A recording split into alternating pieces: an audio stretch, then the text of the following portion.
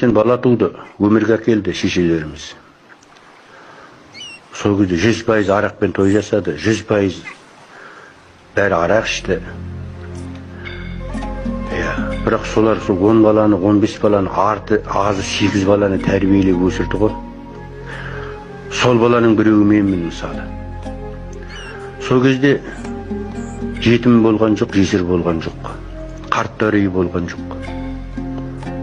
Бір отбасы ажырасып жатса, беттерін шымшып ұят болды ау деп, соны қосып, соны адам қылуға тырысып өліп атты.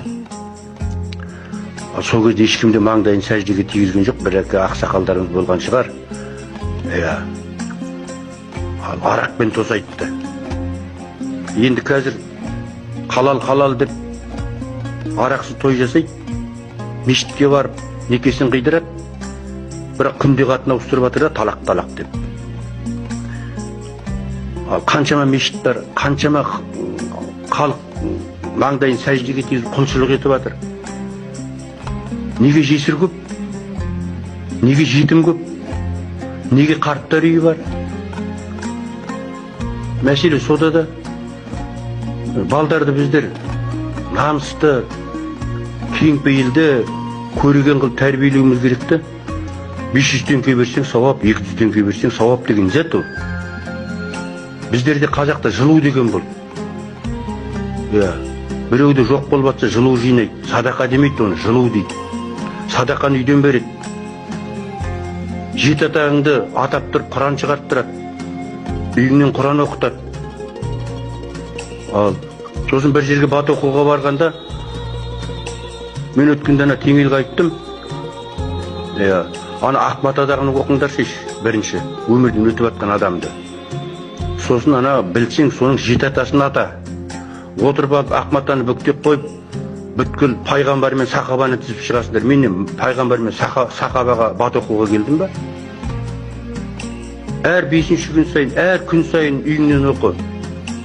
Сен бүткіл пайғамбарды ата, сахабаны ата, өзің үйіңді оқы. Біреудің үйіне барып, жоқтау айтып жылап отқанда, біздер бүткіл халық сол адамның артының қайырын сұрап барып отырмыз.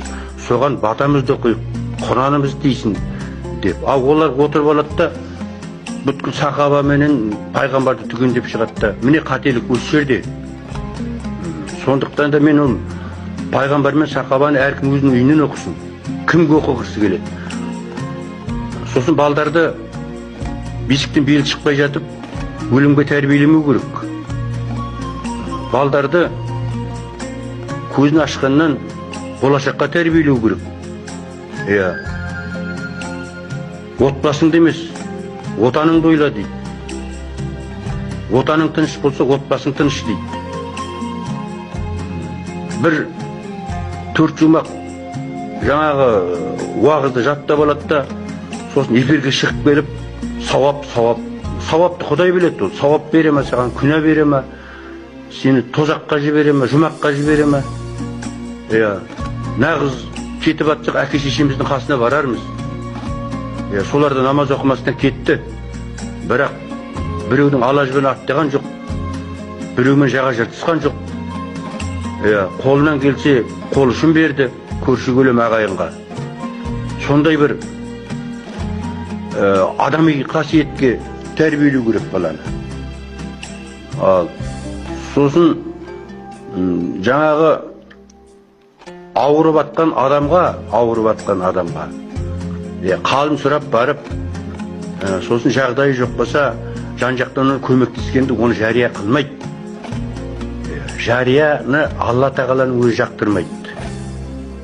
Мақтаншақтық, атақ құмарлық. Білмеймін, қазіргі имамдар не болып кеткен. Сендер Құдайдан қорқыңдар. Құдайдан қорқатын адам Құдайдың құлынан қорықпайды. Сендер маңдайларын сәждеге тигізіп, Алланың үйінде жүрсіңдер ғой. Алланың үйінде жүрсіңдер. Сендерге сауап керек болатын болса, нағыз сауап жинағыларың керек болатын болса. Ана шындық айтқан адамды өлтіріп жатыр. Жер сатпа деген адам соттап жатыр. Сол жөнінде шындықты айтыңдар сендер басшыға. Мына халықтың ниеті қандай болса, Алла тағала сондай патша береді адамға. Қазіргі балдардың